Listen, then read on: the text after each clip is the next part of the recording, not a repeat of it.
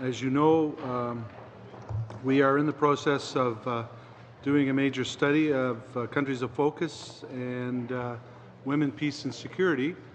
And in that discussion, we've looked at two case studies that we would like to do, one in Colombia and one in Guatemala. So before we wander off to those two destinations, I wanted to take this opportunity to get the officials in front of us so we could have a discussion and get a briefing about, in particular, what's going on the ground in those two particular countries. So in front of us today is the Director General Latin America, and welcome to the committee again, Isabella Berard, and your colleagues. So I'll let you introduce them, and I understand you'll be making the presentation. I will. If that's correct. Okay, so I'll turn it over to you, Ms. Berard, and then introduce your colleagues. And then after that, I'm sure there'll be questions by the members here. The floor is yours. Thank you very much. Je vous remercie, Monsieur le Président. Thank you, Mr. Chairman and members of the committee, for having us here today. It's a pleasure to address this committee on behalf of Global Affairs Canada. I'm joined by Silvia Cesarato, Director, South America, and Mylène Paradis, Deputy Director, Central America. Silvia will look after Colombia and Mylène, Guatemala. My objective today is to provide you with an overview of the situation and of our development cooperation in Guatemala and Colombia, two countries you'll visit in August or September, and where Canada has been providing assistance for over 40 years. And I'll start with Guatemala, a country that went through a peace process about 20 years ago to end a 36-year armed conflict. And then I'll talk about Colombia, which appears set to conclude, hopefully, its own peace process to end the last armed conflict in the Americas. Guatemala is Central America's largest country in terms of population and economy, and it's an important partner for Canada in the promotion of security and stability in the region. The trauma of Guatemala's internal armed conflict has had and continues to have a significant impact on all spheres of Guatemalan society, which must deal with the legacy of a deeply entrenched culture of violence, impunity, and discrimination.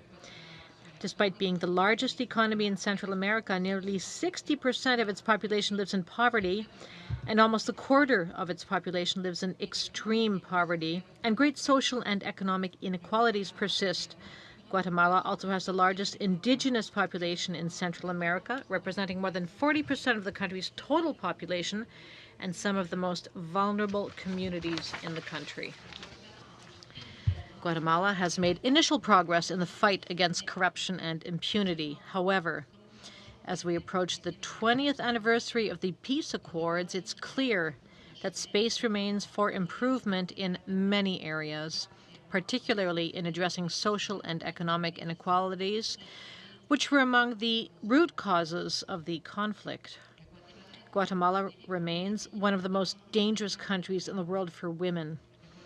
Guatemala ranks third in the killing of women worldwide, with a femicide rate of 9.7 per 100,000 people. Our embassy reports that from 2012 to date, almost 3,000 women have been murdered, while only 391 cases resulted in a judicial decision. During the conflict, atrocities were committed against women, including torture, slavery, forced disappearance, and the use of rape as a weapon of war. Processes for transitional justice have, however, barely started. The first criminal trial pertaining specifically to sexual violence has only recently been heard in court and resulted in a landmark conviction. This case helped raise awareness about the systematic violation of indigenous women's rights, and the verdict was an important step towards reducing impunity for sexual and gender-based violence. It's also brought attention to the ongoing efforts of activists fighting for justice. Some of the most palpable problems that Guatemalan women and girls face are a lack of education opportunities, poor access to health, economic exclusion, inaccessibility of political positions, inequality of wages, limited access to family planning, and violence. The plights affecting the region, such as insecurity, impunity, food insecurity, and natural disasters, also have a disproportionate effect on the most vulnerable populations, including women in particular. Guatemalan women face extremely high rates of mortality related to pregnancy, violence, and other preventable causes of death. These challenges. It focuses on strengthening democracy, governance, and security while protecting and supporting the most vulnerable, women and girls, and Indigenous and rural populations. This support is provided through various programs. Guatemala received just over $9 million in financing in 2014-15.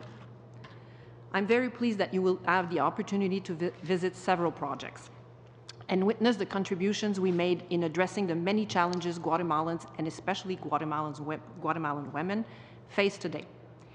You will hear, of course, about the International Commission Against Impunity in Guatemala, CICIG, a United Nations-backed independent investigatory commission supported by Canada and other donors. Global Affairs Canada's support to CICIG has contributed to strengthening the rule of law and increasing the government's capacity to investigate and prosecute crimes and to improvements in the country's legislative framework. You will visit the town of Rabinal, location of many grave human rights abuses during the armed conflict, and meet with women who continue to fight for justice for the crimes they and their families suffered, as well as the organization that supports them, Lawyers Without Borders. The local legal clinic has received capacity building for strategic litigation, allowing it to provide effective representations to the plaintiffs and psychological and support services to survivors. You will also learn more about the work of the Canadian Tula Foundation, working to help the Ministry of Health and others improve health services to rural populations with an innovative concept. The work started in 2004 with a project supported by the Canadian International Development Agency, CIDA, and the Centre for Nursing Studies in Newfoundland. Guatemalan officials have been so satisfied with the results that they have asked Tula Foundation to scale up its work to several other departments of the country. In response, Global Affairs Canada recently awarded $7.6 million to that foundation to do so. You will witness the results of a long-standing agriculture cooperative initiative providing economic alternatives and allowing Kekchi Indigenous populations to benefit from sustainable agricultural practices, offering quality products to internal and external markets. The initiative has also expanded to include community tourism, where many young women are being employed. The cooperative, which includes the leadership of women in decision-making positions, is now a multi-million-dollar business.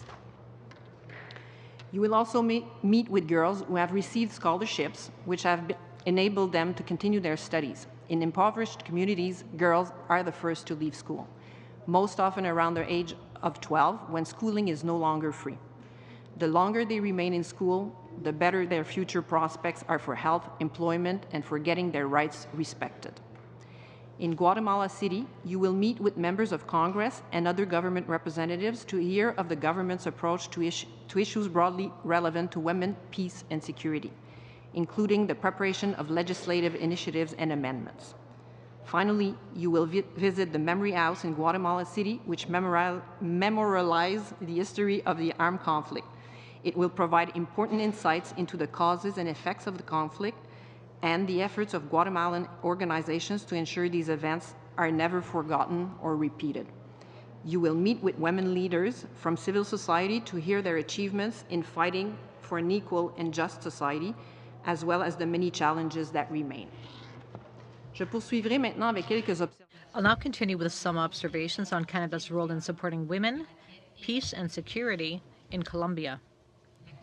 Colombia is an ambitious, middle-income country with a population of over 44 million and it's currently the fastest growing economy in South America.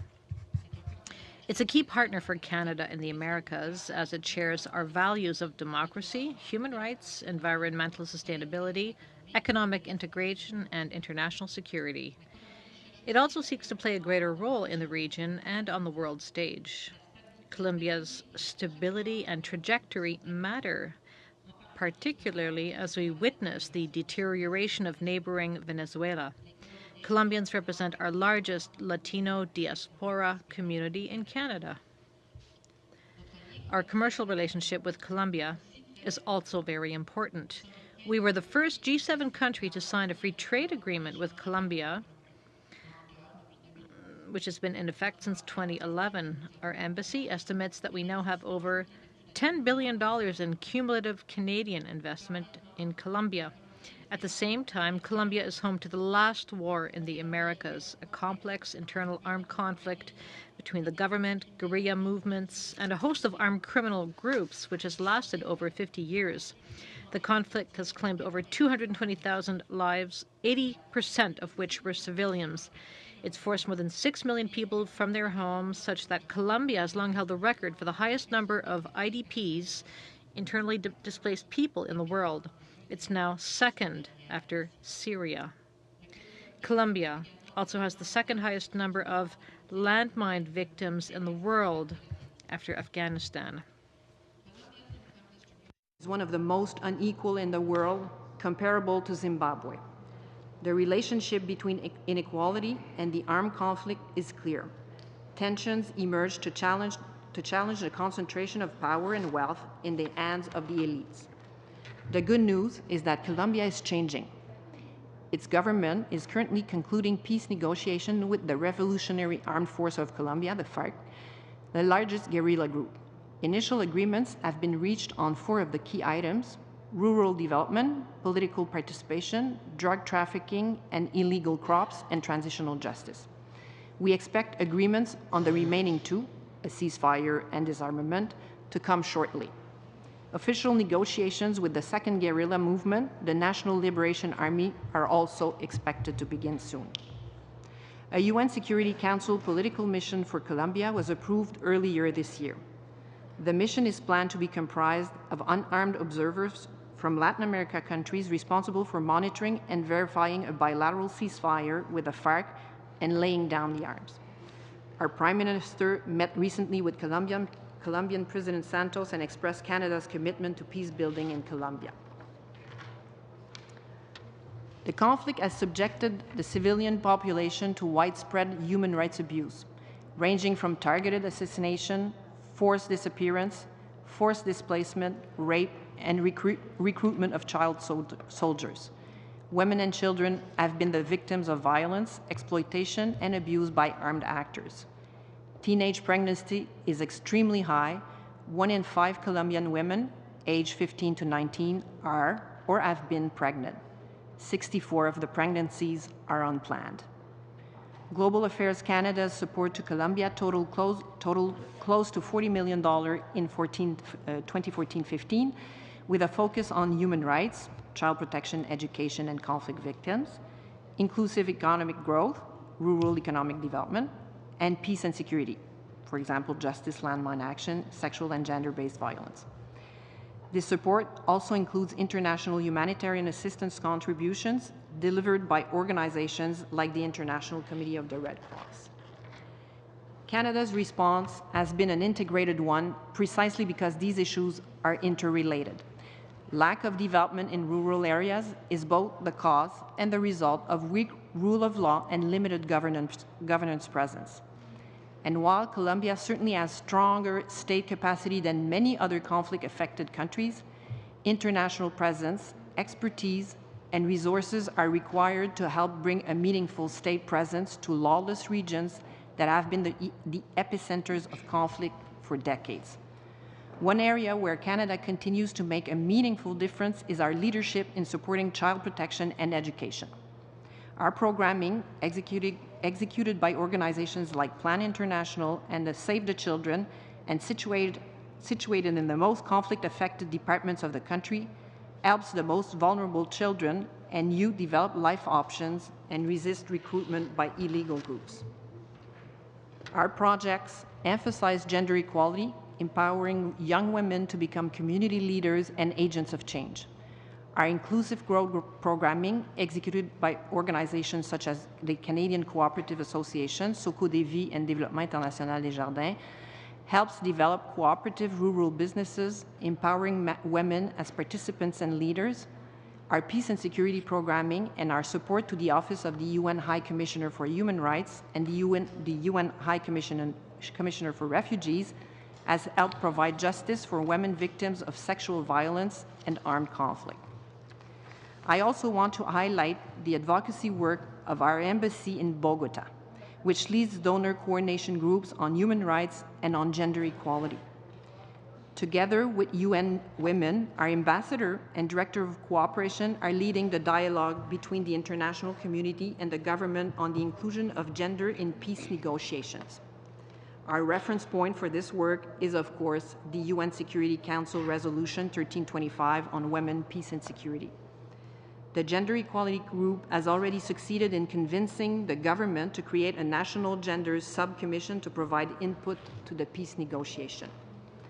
During your visit to Colombia, you will meet with the key interlocutors, including Colombian ministers, the Presidential Advisor on Gender Equality, a UN Women, and UN Women to learn about women and gender issues in the peace process. We are planning for you to travel to the Department of Meta, where you will meet with local authorities, conflict victims, demobilized former combatants, landmine victims, and women's groups. You will have a chance to hear firsthand how women have been impacted by the conflict and how they seek to build a new era of peace. Let me conclude with 3 key messages from our Guatemala and Colombia experience, which will hopefully inform your study. First, in Guatemala and Colombia, inequality has generated violent armed conflict and vice versa. Second, women continue to disproportionately suffer the effects of this violence across generations. And third, women must lead the planning and implementation of peace on the ground. A truly lasting peace is not possible without the leadership and the full participation of women. Canada has made a difference for women in Guatemala and Colombia, and there is much more that we can do to help them usher in a new era of peace and prosperity. Thank you for your attention, and I will be happy, of course, to answer any question you may have. Thank you very much. And now we'll go straight to questions, and I think it's Mr. Kent. Thank you, Chair. Thank you all for your attendance, for your advice, and for foreshadowing what should be a very interesting couple of visits. I'll ask 3 very short questions. I'm just wondering, with regards to Guatemala, what the balance of program spending is between programs protecting women, girls, indigenous and rural populations, and the actual costs of the security to be able to safely deliver those programs. Okay, I would have to get back to you with more specific data on this. I do not have this handy. I must admit. Okay, and then following up, I mean, it is shocking the notoriety of Guatemala as a place for femicide, not only among the domestic population, but where husbands across the region, across Central America, with murderous intent, very often take their spouses to Guatemala because they know they will be safe from prosecution after murder. Canada did fund, when I was engaged in the area with the department, an anti-corruption and anti-violence program. I'm just wondering what the status of that is. At the time, we found that corruption existed at the highest levels of the Supreme Court, in government, and among bureaucracies. Thank you very much. Actually, if you allow me, I will refer to those maps that have been circulated. There's one for Guatemala and one for Colombia, of course. And you will find on this piece of paper, all the operational projects that are currently being funded by Global Affairs Canada. I would like to draw your attention to the fact that these are operational projects, and it doesn't, of course, include some of the projects that were completed in the in the last couple of years, which, for instance, have been implemented by START. And I believe Tamara Gutman did appear here, and she's the Director General responsible for that program. So the program is the process of being renewed. So there were quite a number of initiatives that were put forward to address a number of the issues you talked about, and it's in the process of being renewed. So there are no operational projects, but we're perfectly conscious that there are, projects that were put forward that address the initiative, the issue. And of course, we'd be happy to provide you with more information. But on the ground, you will be visiting some of those projects that were completed but achieved actually quite a lot. CICIG, the investigation, commission, that the UN-backed investigation commission, is something that we've been supporting for a number of years, since 2004, Mylène, if I'm right, of course, the commission worked on identifying the crimes and the corruption that was being spread through the country, and then the anti-crime capacity program did complement, the activities of CICIG, and actually all the initiatives, be they from development, the anti-crime capacity building program, or START, all work together to actually address all the issues from various perspectives. And actually, the anti-crime capacity building program, there are still quite a number of initiatives going on, and they do appear here on this. Well, that'll be fascinating to see. And one question with regards to Colombia. What is the status of the program that Canada was sponsoring for the restoration of property to the victims of the armed conflict, particularly the women and children of victims murdered during the conflict, whose lands were dispossessed by a variety of people in government and otherwise? I'm afraid I will have to come back to you on this one. Okay. Sure. Thank you. Mr. Fragascatos, please. Thank you very much for appearing today. Colombia has been on the countries of focus list since 2009. Madame Berard, when you came and addressed the committee some weeks ago, you left us with a sense of how the countries of focus policy works, the criteria involved. One thing that we've seen since in the testimonials that have been provided by witnesses, particularly from NGOs, a lack of clarity as far as how countries are added to the list and how countries are taken off. Is there consultation? In the case of Colombia, for example, how was Colombia added to the list? And can you also speak about other states? When they're added to the list, when they're taken off, to what extent are there consultations that have been carried out? If I remember correctly, because we did appear a couple of weeks ago, my colleague Deirdre did mention the criteria that were used in 2009 to actually select the countries, and the criteria linked to Canadian interest was at the time was a criteria that had been put forward, and in that context, Colombia did meet those criteria.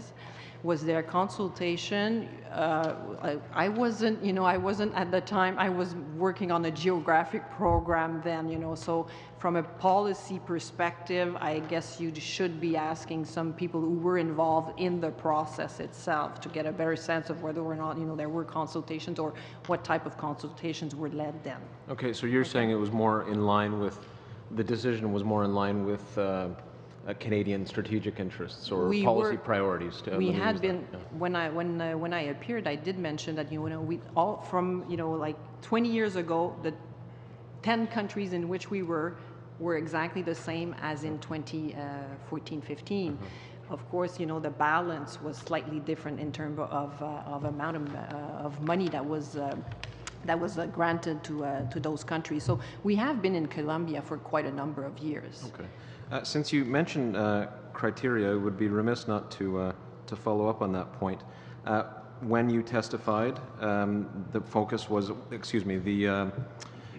you told us about needs, capacity to benefit from development assistance, and alignment with Canadian policy priorities. That is how the country of focus criteria are rolled out. That's basically been the policy. And each of these factors are taken into account on an equal basis. Since that time, as I say, we've spoken to many witnesses who have a very difficult time understanding how each of these factors could be weighed equally. Could you tell the committee, now that we have you back, whether or not it's possible to weigh each of these criteria equally? For me, it seems impossible, but perhaps I'm missing something. Well, as I mentioned earlier, I wasn't in the within the team that was working on the policy surrounding the policy work that was being led to identify the countries. There were lots of analysis done to make sure that there was proper weighting given to each of the criteria. So that's I am afraid I will have to leave it at that, because this is the extent of the knowledge I have of the process then. Okay, it's all a bit mysterious, that's all I'm saying, because if you have these three criteria, which one wins out? Are they all on a one-third basis, I suppose, weighed equally? It's just very unclear. It's been unclear to the witnesses that have testified. So I just wanted to follow up on that. Final question. To what extent has the Commission Against Impunity in Guatemala reached out to local women's advocacy organizations as a way of including them and allowing them to have a voice in policy direction? Very interesting, considering that we looked at women, peace, and security as our first study. I'd be very intrigued at what you could tell us on that front. Anyone, for that matter. Well, I will say a couple of words, but Milan, maybe you can jump in here. As I said, the Commission worked at identifying the corruption, what was going on in terms of corruption and what needed to be addressed in terms of investigation, and we did through various support from our program. We actually tried to make sure that the issues of women were going to be addressed, and the START program I mentioned earlier did have a very specific initiative to support. It was done through Lawyers Without Borders to actually help groups raise the awareness of the violations made against women. And they actually, they succeeded in doing, they actually succeeded in making sure that women, voices were being heard. There were maybe other initiatives that you might be aware of. Yes, thank you. Well, just to address your question, which is very relevant, I believe. I think CICIG is, as part of its mandate, as to consult with NGOs, and especially NGOs who work with women. I don't know if you are aware, but the new Fiscal General, the new, I think I'm going to do it in French, it's going to be easier, the new Attorney General, Thelma Aldana, quand elle était nommée à son poste. When she was appointed to her position in 2014, one of the main parts of her mandate was the fight against violence against women. She's working closely with Commissioner Ivan Velasquez, and the two of them are working extremely hard to ensure that organizations involved defending women are heard, and that their demands are understood, and that these organizations, or rather the demands, be integrated into the Commission's recommendations. I don't know if you saw this, but recently the Commission put out a report on the trafficking of young women in Guatemala. It's a very concerning situation, and the Commission insisted on producing a report on the trafficking of young women, which came out in Guatemala. A few weeks ago, with David Morris, the Assistant Deputy Minister, we went to Guatemala. We met Commissioner Velasquez, the Attorney General. And the major problem in Guatemala is access to the region's Even the International Commission and the Minister of Public Safety cover barely 10% of Guatemala's territory. So reaching women in isolated areas is really difficult. So the issues concerning women in Guatemala is very close to the heart of Commissioner Velasquez and the Attorney General of that country. The International Commission versus Impunity in Guatemala was launched in 2007, and we've given $18 million to the organization, which does outstanding work.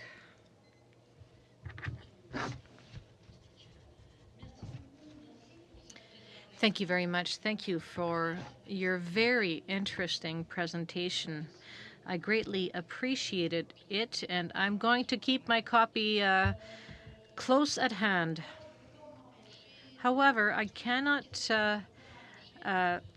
prevent myself from taking advantage of your presence here to ask you how you see the situation in Venezuela and what's happening at the Association for at the OAS with regard to what's going on in Venezuela. Well, those are difficult questions. We are following very closely the situation in Venezuela. We're worried at what we're seeing, both economically, politically, and from a humanitarian point of view. We are hoping that both parties will use political and diplomatic channels to address issues together at a table. That is, that the opposition and the government will come together to find solutions to, in the best interests of Venezuelans. We have communicated our concerns with the Foreign Affairs officials from the Foreign Affairs Department who were in Ottawa last week, and a few weeks ago members of the opposition from the Venezuelan Parliament were also in Ottawa. Our representation at the OAS and her replacement made the same representations last week at a special council meeting on Venezuela, which was headed by the president of that commission, who is an Argentinian. So we support the process and the position put out by the OAS calling for discussions. We are also supporting the efforts of the former presidents of the Dominican Republic, Panama, and Spain. They are playing roles of mediators, facilitators in that process. Clearly, we're concerned about the fate of citizens, and if we can't find a solution soon, things will get worse. Every day for ordinary Venezuelans. I hope that answers your question. Yes, it answers my question. Thank you. I was also struck by two things. First, and briefly, you said that you have there is a legislative initiative in Guatemala on women, peace, and security. Can you send us more information on that initiative? Thank you. I also have another question. At one point, Lawyers Without Borders was working with organizations in Guatemala on the trial of General Montt, but their funding had been cut or had stopped. Have we sent Lawyers Without Borders some more funding? Yes, DART provided funding again to the organization for women's initiatives, and in fact, Seiko Zarco was called to testify at the trial. You might remember that 2 members of the military had female sexual slaves during the armed conflict, and Lawyers Without Borders worked with lawyers on the ground to help those women testify before the judge. Now, that testimony ended in March of this year with the end of START. Now that there's new funding, or rather, START's funding has run out. Hopefully, they'll find new funding to continue their work. They're looking for funding to find volunteers to go on the ground. In fact, there are young Canadian lawyer volunteers who are doing internships in Guatemala, and they're working in legal offices over there. Just a word on Lawyers Without Borders. When you go there, when you go on the ground, when you meet people on the ground in Guatemala, they can't say enough good things about Lawyers Without Borders. It might just be a question of timing, but these lawyers arrived at a moment when there was very little capacity to support victims of the conflict. So Lawyers Without Borders opened an office of lawyers specialized in litigation. There was one person who was working on hundreds of files, but people were trained to help this one lawyer, and today that office is really successful, and that's how Lawyers Without Borders started its work there. And unfortunately, their work was interrupted, not due to a lack of funding, but Mr. Monts's lawyers played the system, and so his trial was suspended. And people are saying he's suffering from dementia, so he's not standing trial. He's very old, about 90 years old. But all this to say that Lawyers Without Borders helped to bring people to trial, which led to historical legal decisions. Zarco and the military and Misqueres, where the military went into a village and they razed it completely. 181 people were chased away or killed, and the perpetrators were actually put in jail. And again, that's due to the great work of our lawyers on the ground. I'm wondering if you can give us some perspective on the leveraging of development assistance in trying to better achieve better outcomes for human rights. We've been dealing both in this committee but also in the subcommittee on international human rights with Venezuela, with Honduras, and of course Colombia and Guatemala are on the agenda for our intervention. But given the histories of horrible violence in Guatemala in particular, which is one of the highest murder rates in the world, how do we go about bringing these human rights and development together? And then, if we've got time, I want to do a follow-up question on Honduras and the murder of Berta Caceres.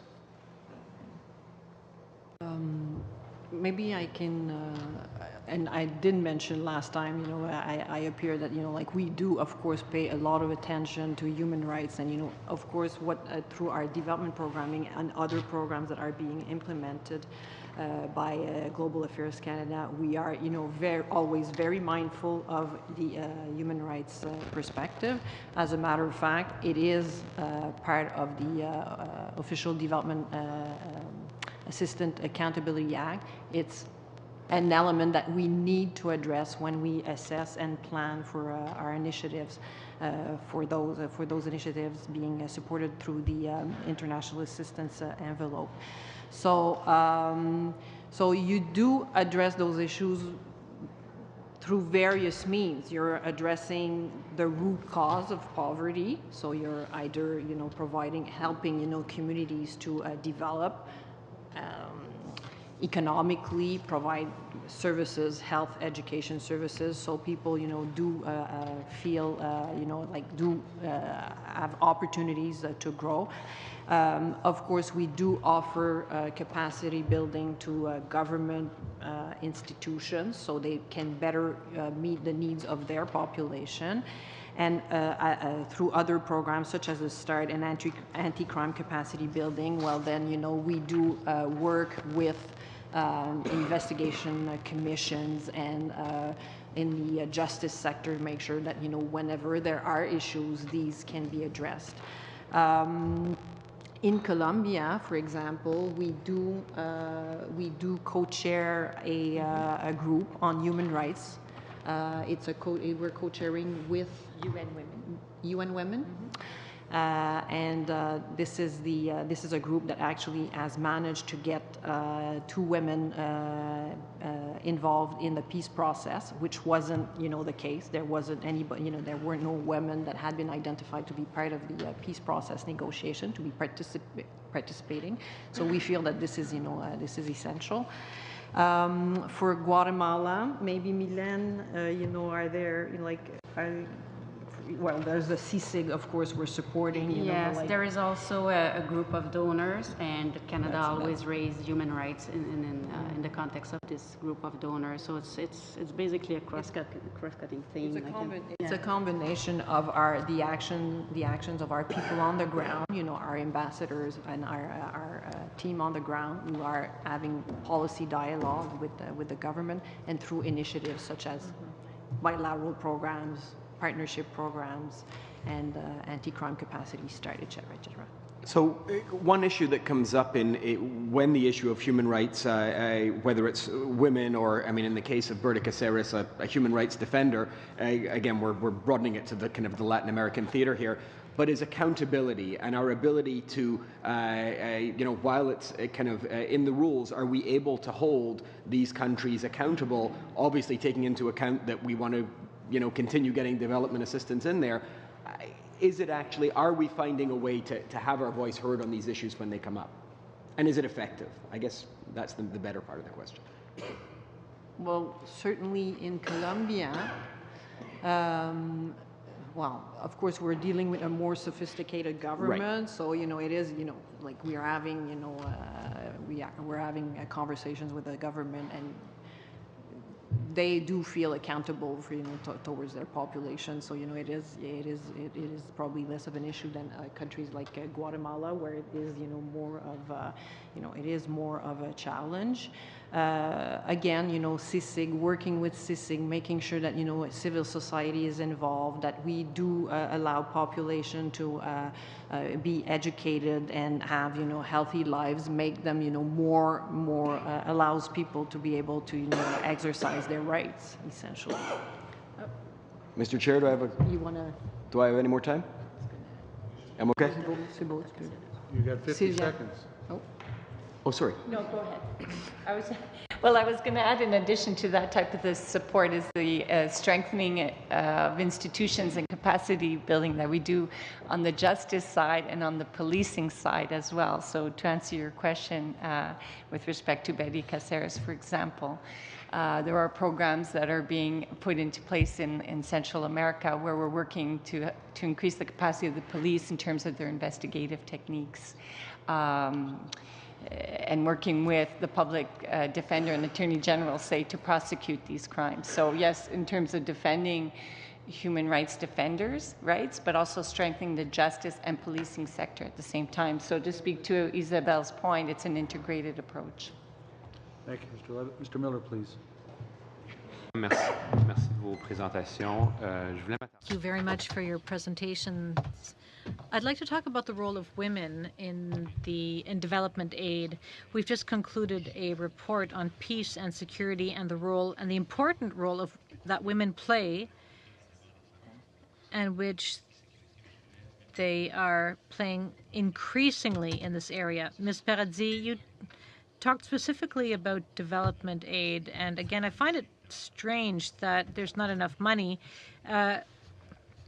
We're focusing our efforts on Guatemala today, and we have given funding, but I believe that women can play an even greater role in the process. Can you speak to that and perhaps refer to the role women have played in the peace process in Colombia? Well, it's quite interesting that there are peace processes in Guatemala and Colombia. A peace accord was signed 20 years ago in Guatemala, and we're about to sign another one in Colombia. Well, we at least hope it will be signed. If you look at the resolutions which were taken within the framework of the multilateral resolutions on women, peace, and security, at the end of the day, these multilateral discussions are based on experiences referring back to other peace processes, like the one of Guatemala and the ongoing one in Colombia. As far as Colombia is concerned, there's special attention being paid to the participation of women in the peace process. Our people at the embassy, our team, is actually co-chairing a human rights committee, and they are co-chairing a gender equality committee. It's a very active group. So when it comes to the participation of women in the peace process, it involves much more dialogue with the countries we're active in. And this is what makes the difference. And from that, we can get funding to help support those women. So this is a lesson that we have taken from the experiences on the ground, and which are codified in UN resolutions focused on women, peace, and security. Did you want to add anything? I just want to say that if you look at Guatemala, certainly it does receive less development aid, but it's one of the only countries, I believe, which receives aid, apart from development aid, from our two other programs. START and the capacity building program. Very few countries receive money from many programs of the department. There's also a multilateral aspect. Guatemala receives a lot of money from multilateral partnerships. I think you have to look at all of Canada's programs in that country. I also think that increasingly the focus is on women's participation. It's becoming a priority, I believe, throughout our department for Minister Bibeau and Minister Dion. Everyone's talking about how important it is to help women and children. So in countries like Guatemala or Colombia, this message is really resonating. We're already doing good work, but I have the feeling that we'll do even more of it in the future. I just want to clarify what I was saying. Based on our analysis of poverty, now women are hit much harder by poverty. In Guatemala, about 60% of people live in poverty, and women are the ones who are hardest hit. They're on the front lines. I think I have a few more minutes to develop this topic. Otherwise, I'm happy to share my time.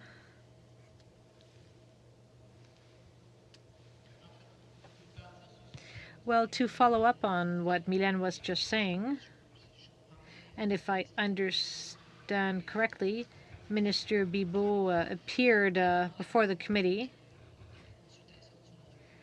and the consultation, which was recently launched on the review, really puts women and girls at the heart of the process. In fact, we are reviewing our entire process. Canada has always been recognized as focusing specifically on the needs of women. So, as Mylène was saying, hopefully we're doing good work and going in the right direction. Thank you to the witnesses. Just a few different questions from different parts of this. As we prepare to do our report on the Women, Peace and Security study, I guess one of the questions we're going to have to answer is kind of looking at possible support to larger multilateral actors, and then also responding to what we heard from witnesses about the need for core funding for small, local, on-the-ground organizations that are doing important work. And it's not that it's impossible to do both, but obviously there has to be some determination of, let's say, the mix of support. So I'm curious for your thoughts in the context of the countries we've talked about and your experience there. how do we sort of weigh these different ways of being involved in the Women, Peace and Security agenda, providing support to the major multilateral actors versus ourselves trying to identify local organizations on the ground? And then also, I guess, in that, in terms of the local organizations, the question of core funding versus project-based funding. Can I just ask a clarification? When you mean core funding to organization, you mean NGOs or multilateral organizations? No, in that second part, I was thinking of, like, we heard that there are many small organizations on the ground that are doing important work, but you know, they may not have the size or scale to access sort of major project-based funding, and what they really need is just funding to keep the doors open. So specifically at the level of local organizations, core versus project. Okay, thank you very much for the clarification. Again, when I appeared last time, I did mention that, you know, like, depending on the category of country in which we are involved, the mix of tools we're using is slightly different. And of course, in a country like Colombia, which is a middle-income country, against a country like Guatemala, which is, poor, you actually have to reach a balance, and that balance may differ from one country to the next. So, you know, it is very much, you know, a case-by-case basis. But, you know, in the case of the peace process, of course, we're relying, you know, for initiatives specific to the peace process, and of once, you know, the peace agreement is signed, we can expect that, you know, we will be using the United Nations quite a lot, certainly at the very beginning, because they actually have a very strong network across the country, a network that we don't have, because, of course, for security reasons, you know, a number of organizations couldn't actually establish themselves. This being said, over time, you know, we will be in a position to support organizations that will be then, you know, able to reach out. In the case of Guatemala, we do work with a number of multilateral organizations. I'm thinking of UNFPA on maternal and child health. We've done quite a lot, you know, over the last couple of years, and we've also worked through the multilateral sector. So it's very much a mix, and if you look at the maps I've provided you with, you will actually see that, you know, the bilateral program and what we call global issues and development is the multilateral organizations, and then partnerships for development and innovation is mostly, you know, these are mostly initiatives with Canadian organizations, NGOs. So in both cases, we do have a mixture of tools to address the issue, be they related to the peace process or meeting the needs of the population. You need to have various kind of tools. As for core funding to small organizations, usually local organizations, if you're talking about local NGOs, we do have small funds, the Canadian Local Initiative funds, and we do have, you know, small programs to support these organizations. But then it is very much a matter of reaching a balance between accountability and supporting those organizations. In some instances, we do have to do our due diligence. So it's reaching that balance. Yeah, and this is a conundrum we've reflected on before. So I appreciate that. I guess what I'm getting the sense is you kind of just have to look at what tools work best in the given situation in terms of who has the capacity. I want to jump to something different on the issue of the countries of focus study. We've had different perspectives presented before the committee about the concept of focus. Some people think, you know, it's a myth that we should be focused on specific countries. We should just be open to wherever, and others see the value of having these long-term relations and a focus in terms of our expertise. In terms of the experience in these two countries, what does that tell us more broadly about the concept of focus? Do these countries, do you think, benefit in a particular way from having the kind of commitment and certainty and volume that comes with being on, well, I guess one is a country of focus, one is a partner country, but either way being identified in that way? Well, I will have to be consistent with what I said at the last time I appeared on that, similar question. I did, I am of the view that focusing is a very good thing. We do need to get ourselves involved in the long term. Countries need predictability from donor community to be able to know what to do with what the funds and the support they're getting, and the only way to achieve results, long-lasting results, is to be in the country for over a number of years. And I did, if I recall, I did mention health. I did speak to a number of MNCH initiatives, then that you cannot accomplish something sustainable if you're not involved over the long term, especially that in the education sector and the health sector, investments are usually very important if you do want to accomplish something. In the case of Colombia and like in the case of Guatemala, as Milen mentioned, our support to CSIG dates back to 2007, 2008. So it's through a long-term commitment that you can actually see the results of your investment. In Colombia, we have been involved in demining for quite a number of years. There's still a lot of work to do, and because of course the situation in Colombia, we haven't been able to go as far as we'd like to. But now we are very well positioned, if a peace agreement is signed, to do very, very good work. So long-term commitment, presence does end up showing results. No, you're done, Garnet. But I have a quick question of clarification.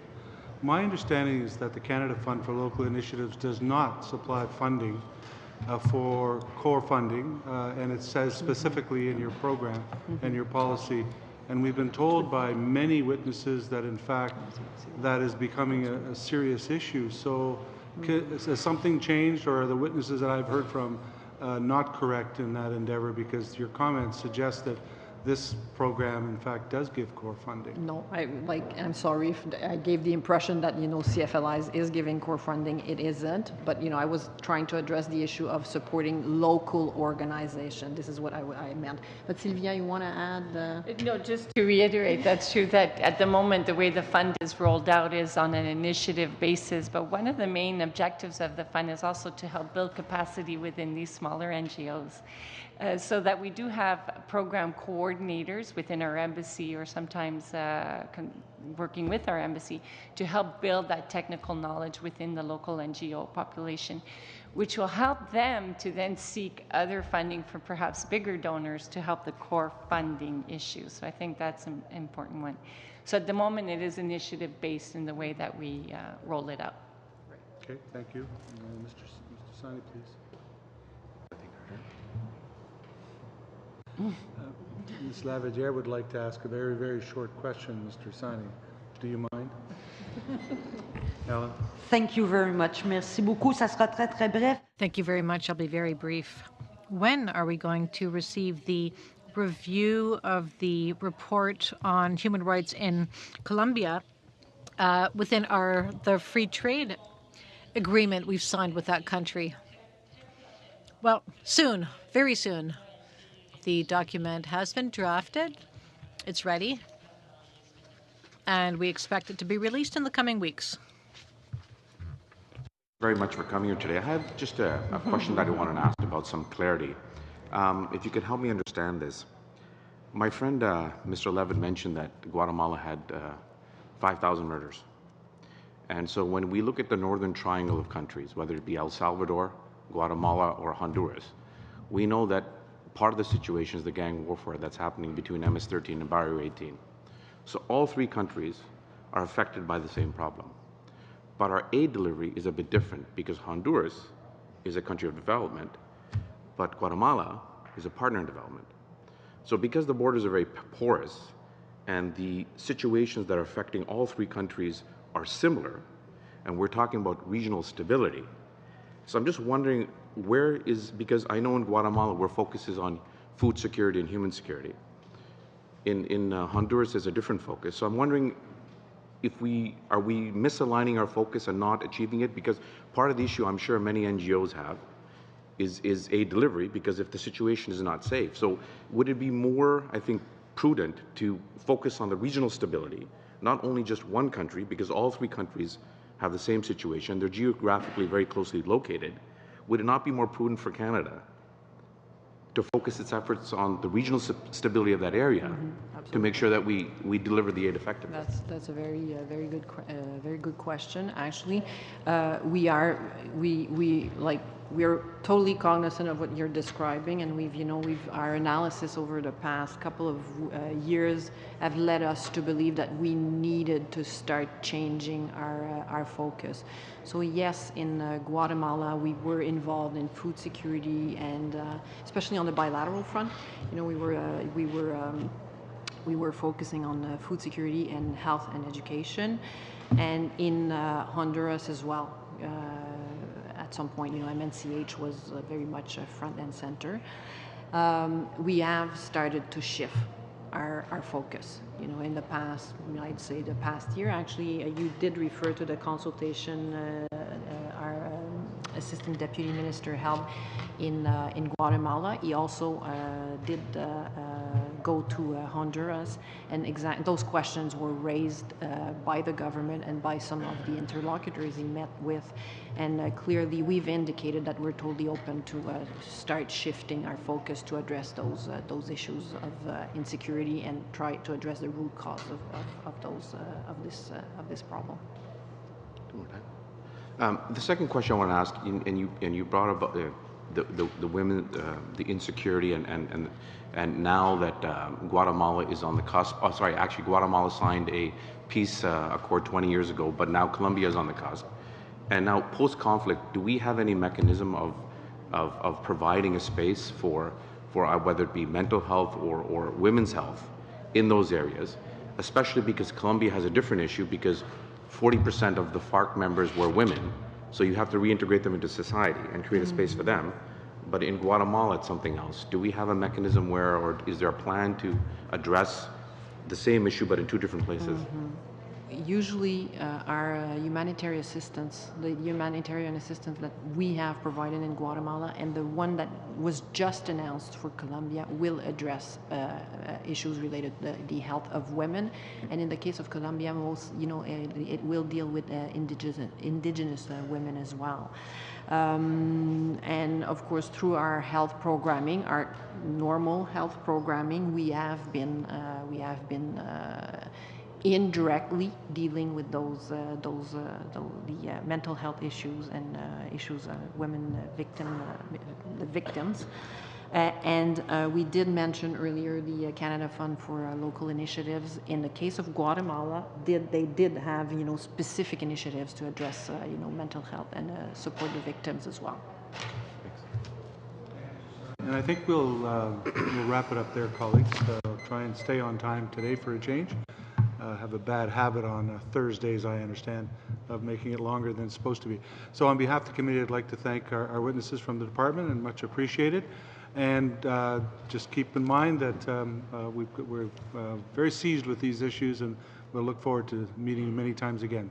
So thank you. Colleagues, we'll take a quick break, and then we'll go back to our witnesses in about 5.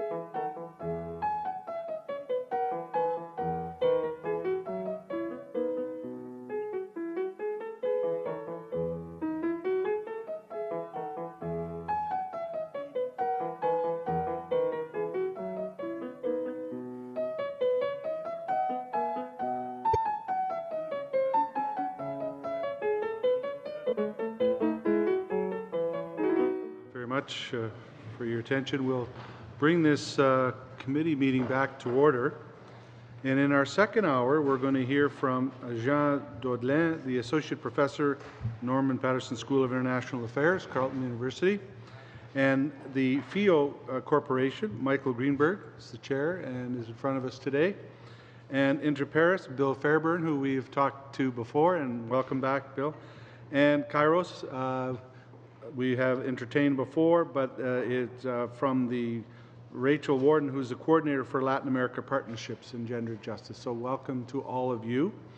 So this is a little bit larger group, so I hope that we can keep the opening remarks relatively to a half an hour if we can for the four. That gives us time to ask some very pertinent questions, so I would appreciate if we can do our best in that regard. So as per the beginning of my comments of who goes first, Jean Daudelin will be first on the list. So Jean, I turn the floor over to you. Okay. Bonjour. Merci. Merci. Good afternoon, and thank you to the committee for inviting me. I would like to begin by apologizing to Francophone members. My presentation will be in English because my notes are in English. So again, I apologize, but I would be happy to answer any questions in the language of your choice. Situations, but also in both cases, good reasons for a selective Canadian engagement. I'll start with Guatemala. A few notes of background. Guatemala is one of the continent's poorest countries. Given extreme inequality, moreover, average statistics hide the severity of the deprivation in which the large part of the population lives. It's also the country of the Americas with the largest proportion of indigenous people, the vast majority of whom are among the poorest of Guatemala's poor. If only for those reasons, Guatemala should be a shoe-in as a focus country for Canada's aid program. At the same time, however, the country is plagued by extreme levels of violence, corruption, a formally democratic, but in practice extremely exclusionary political system, ineffective public institutions, and willingly underfunded public policies. The former president and vice president were arrested at the end of 2015 for selling government contracts, literally, and new arrests took place in recent days. In a recent report, and I think this is very important, the International Monetary Fund, a temple of fiscal orthodoxy, has criticized the Guatemalan government for its lack of spending on infrastructure, education, and social services, and for keeping excessively low tax rates, which prevent it from acting in those areas. Given the needs and relatively stable economic situation of the country, the fund encouraged authorities to increase the fiscal deficit. I've been doing Latin American affairs for about 30 years. It's the first time I read a report of the IMF telling people that they could have a larger deficit. So this gives you the scale of what I call the willingly restricted public policy expenditure in Guatemala. The military is still unwilling to acknowledge the massive abuse of human rights it committed in the 1980s. They've been called, with reason, genocidal by human rights organizations, but also by the Supreme Court of Guatemala. The party of the current president, Jimmy Morales, was set up by a group of retired military. Some of his closest advisors were involved in the campaign against the Ixil Mayas, which were basically the center of the most savage part of the military campaign against the population. 70 to 90% of the villages in that area were razed by the military during that campaign. Corruption is rife in the military and the police, some of whose members are involved with major Mexican cartels in the transit of drugs from Colombia to Mexico. On its way to the United States. The management of the traffic, however, is poorly organized, contributing to a high homicide rate, less high than in the past and less high than among some of its neighbors, but at 32 per 100,000, about 30 times higher than Canada's. Even if the Guatemalan military and police were functional and free of corruption, the economic power of Mexican organized crime would dwarf the capacity of local law enforcement to counter it. In other words, because of its political stability, Guatemala is not generally considered to be a fragile state, but it should certainly be seen as vulnerable to the ripple effects of Mexico's drug wars. There are two bright spots in the bleak picture. The first one is the International Commission Against Impunity in Guatemala. I think the representatives of the ministry explained what it was. I won't expand more. Currently financed until September 2017, the president has asked for renewal, and I think that it's a good idea to support it. The other bright spot is the Attorney General's office under Telma Aldana, which, with the support of CIGIG, but also on its own, has mustered remarkable courage to confront the network of politicians, military, and oligarchs that continues to dominate the local political system. Rationales for Canadian aid: dire needs in a country that could easily be destabilized by drug violence, but needs tempered by limited political absorption capacities. Midterm potential for progress lie essentially in the consolidation of the rule of law, where needs are important, credible recipients exist, and the potential for impact are significant. I would thus recommend a very selective engagement, support for CIGIG, perhaps direct support for the Attorney General's office, and for the rest, bypass the government and work with NGOs. Colombia. Colombia is a middle-income country with a stable democracy, quite effective institutions, and bold, capable, and creative political class and technocratic elites. One of the largest economies of South America, second in population, still largely unexplored and unexploited in terms of natural and agricultural wealth, of mineral and agricultural wealth. It has enjoyed decades of stable and disciplined economic policy, no debt crisis, no fiscal deficit large, no hyperinflation, and its long-term prospects are good. For these reasons, although the country remains unequal and is only slowly addressing a large deficit in the provision of public goods to its poor population, it should be the very opposite of a shoe-in for Canadian development assistance. In theory, it should not be a country of focus. I will still make a case for it, though. Colombia is currently at a crucial moment of its history as a protracted peace process is coming to fruition. It could spell the end of a series of civil wars that have shaken the country since basically the end of the 1940s, almost without interruption. There's massive but not unanimous political support for the peace process from left to right, including Uribista sectors from the former government, not only for the peace process, but also for the government to invest resources in the compensation of victims of the conflict, for the repossession of land by people who were expelled by it, we're talking millions, and for ambitious programs of land redistribution. The promises made by the government, however, are fiendishly difficult to implement, particularly the repatriation, and also extremely expensive, probably well beyond the capabilities of the Colombian government at this point. In addition, Colombia is still confronting extremely high levels of violence, much of it drug-related. Its homicide rate is still 50% higher than Mexico's, although Colombia is presented as some kind of success stories in the fight against violence and drug trafficking. And also the production of cocaine has diminished in Colombia, but just recently 8 tons of pure cocaine powder was confiscated. 8 tons, if it's sold pure on the Canadian market, that's about $800 million. Okay, so it's still significant in the economy, and it's still a lot of money. Rationale for Canadian aid: cooperation with Colombia should be framed as a building block for long-term cooperation with a like-minded country with significant capabilities and with a fast-rising regional status.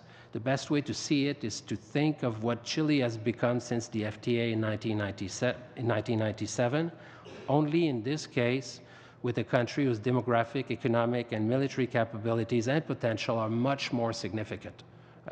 Chile is a small country, a small economy. Colombia is a big player. Now, Colombia is not dependent on foreign aid. That is the extent of the leverage that can be expected with the kind of money that Canada can offer will be limited. but the value of that aid matters less than the political commitment that it would represent. So recommendation selective engagement, mostly financial, mostly in support of the peace process, perhaps very focused. There were mentions of gender issues. That would be an excellent area in which to focus resources. Technical cooperation in areas of complementarity, public and tax administration, taxes could go up there too. Resource and land management, a massive challenge in Colombia related to the peace process. And finally, triangular cooperation on drug policy and security, working with Colombia and third countries where and when political conditions are favorable. Central America's Northern Triangle as a key target, for instance, but not now. Thank you. Much. Now we'll go to the FAAE Corporation and Mr. Greenberg. Thank you very much for inviting me. $8 trillion were spent in for healthcare globally last year. $2 trillion to lower and middle income countries.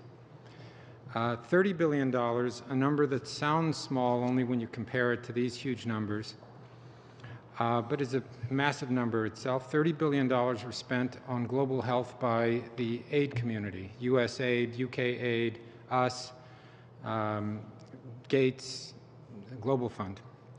And about 2 billion contact points, contacts between people and a healthcare system. You know, a patient seeing a doctor, a nurse, a health worker occurred last year. At the heart of this massively expensive and complex system, touching so many lives, is a damaging dysfunction that I want to tell you about and that I think Canada can address as a theme. For people spending all that money and managing all of those healthcare systems, there is next to no data going to them about how that money was actually spent and the kind of care that was actually delivered. You hear that and you say, well, how could that be? There's, you know, electronic health record systems and healthcare IT systems. What do you mean there's no data? But when you think of that, what you're really thinking about is hospitals and major medical centers. Those are the guys with that technology. But only about 5% of all of the healthcare interactions that I just mentioned, the 2 billion, occur in hospitals. 95% occur in decentralized healthcare facilities, clinics, offices, little health posts. That's where 95%. Even in Canada, the US, it's no more than 15%. So the vast majority of healthcare is delivered in decentralized facilities, and the vast amount of money is spent there. And yet, only approximately 5% of the data we have about healthcare comes from there. 95% of all healthcare data we have over the last decade comes from about 5% of where our healthcare happens. Any system organized like that it's not possible for it to be spending the money wisely. There's a big data disconnect from where the vast majority of healthcare is delivered and the vast amount of money being spent. How could that be? Why isn't there more data coming out of clinics? And to understand the answer to that, just picture a clinic. What you will picture probably is hundreds of patients waiting to see a couple health workers whose supervisors by definition are somewhere else, because that's the definition of decentralized healthcare. And now let's picture the health worker seeing patient number 22. In that short conversation, a tremendous amount of valuable information about how the whole system works and the demographic needs of the population occurs in that moment. And at the end of that session, when patient 22 leaves, there's a data dilemma. This busy health worker can either stop and record all of what just happened with patient 22, or she, and it's mostly a she, can go on and see patient 23. And they go on and see patient 23 because there's no time to capture the data. And in that moment, multiplied times 100, several hundred a day in that clinic and millions of clinics, all of that golden, valuable information is gone. If the health worker doesn't capture the data at the moment of care, no one gets the data. Not their supervisors, not their funders, not the World Health Organization. And the result is a mind-boggling situation where you have trillions of dollars being spent, and we don't know exactly how, and millions of health workers being very busy, but we don't actually know what they're doing.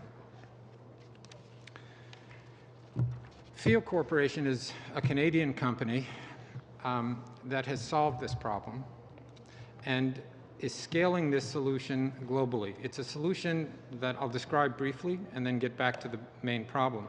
It's simple, it's sustainable, and it's scalable. Instead of the arrangement where healthcare, delivering care, competes with capturing data, there's a technological way of having the delivery of healthcare drive in an automatic way large-scale data capture so that the result is unprecedented amounts of data for people responsible for the healthcare system and their funders and other stakeholders. Visual aid. This is a rapid diagnostic test. We don't make these things. 800 million of these were sold last year, growing at 20% a year. You squeeze a little blood out of a finger, you put a couple drops there, you put a little buffer, and then in some time this thing changes color. And it means you have a positive, this test is Zika. So that little test on the spot can tell you have Zika. I won't pass it around, although it's clean. This is for malaria, same thing, HIV, dengue, and so on. Hundreds of millions of these a year. Health workers do this. Do they do this accurately? Nobody really knows. We've created a set of mobile smart devices that go into the hands of health workers. This is an example. Has a little drawer. After you prepare the test, you pop it in, and it will read this test with a level of accuracy equal to a laboratory, centralized laboratory, highly accurate. It will guide the health worker. How do you know which test to even give? Well, it's a whole bunch of Q&A. It'll guide the health worker through that, and by offering questions and having answers that the health worker just touches as soon as the patient speaks, and basically, as the health worker is delivering care, it is automatically entered as a byproduct of that process, uploaded to a cloud from which managers overseeing these supervisors can be looking at their tablets or smartphones, and it is as if they are hovering over all of their thousands of clinics they're responsible for and can actually see what's going on. It's a new level of accountability and transparency, and it interconnects a continuum of care. Cell phones became smartphones where they fused data, email with calls. These devices are fusing data with diagnostics and other care delivery. It's the same thing, and once they're together, they won't be pulled apart. The results are, from the field, 10-fold reduction in diagnostic errors made by health workers within weeks. 10-fold reduction. 10-fold increase in the accuracy of the care they give. Just because somebody does get the right diagnosis doesn't mean you get the right drug necessarily. 10-fold increase. 20-fold reduction in unnecessary patient visits, because if you misdiagnose a patient and they're still sick, they're smart, they're going to come back. If you give them the right diagnosis, the right treatment, they have better things to do than coming back. And 20-fold increase in epidemiologic accuracy. For example, in Kenya, in a certain region of Kenya, they believe that malaria incidence was 17%. Think of all the drugs and tests the government must order for 17%. They installed our devices and found it was 0.7%. All those people with fevers ain't malaria. Africa spends approximately $1 billion per year on anti-malarial drugs for people who do not have malaria. Scaling this technology in a number of countries, and I guess this is begins to get to the question that is posed. So we're in Colombia, in Brazil, where we're working with on the Zika problem. We're talking with Honduras and Ecuador. In West Africa, Ghana. We just entered Nigeria, where ExxonMobil, and this is a very interesting opportunity where dollars are matched by the private sector. ExxonMobil is doing a pilot in the Niger Delta. In East Africa, we're in Kenya, Tanzania, Uganda, Ethiopia, And then in Central Africa, we just launched in the Democratic Republic of the Congo, where people that are literally in the middle of nowhere to the rest of us are getting laboratory quality care delivered with clinical expertise through these devices. South Africa, Lesotho, and we are about to start a pilot in India with the largest private healthcare provider. Working in Europe with the largest diagnostic company, and same in the United States. The U.S. Department of Defense has us in about a half dozen projects, and we also work with the Gates Foundation and the Global Fund. We're in programs that are malaria, HIV, maternal and child health, and primary care. And I tell you this list because we started relatively recently, and yet we have such a response because I think this business of healthcare data from decentralized places, not hospitals, we're onto something. You're contemplating a strategy of selected countries versus themes. When we came into being, FAAE, and started from scratch on this in 2010, we were in a world that had, to use a well-known phrase, separate solitudes. There was data and there was care delivery. And you had to choose. It was data versus care. And our solution is based on realizing that there's a way to make it data and care, the fusion of care and data. Global healthcare data is a theme that can result in a profound leverage when it's added to selected countries, because it's a sector that impacts all other sectors. Canadians are known, we always fly the Canadian flag whenever we do business anywhere. Canadians are known for being a measured people. I would suggest let's be known for being a people that measures healthcare data. It's a wide open field. It's estimated that in the next 5 years there'll be 50 times more healthcare data than today. And it's a field in which tens or hundreds of millions of dollars of spending can impact hundreds of billions of dollars or trillions of dollars of other spending and outcomes. It's a very big bang for a very little buck when it's combined with selected countries. Thank you very much. Thank you, Mr. Greenberg, and I'll go to Mr. Fairburn. Thank you, Mr. Chair, and members of the committee. It's really good to see you again today.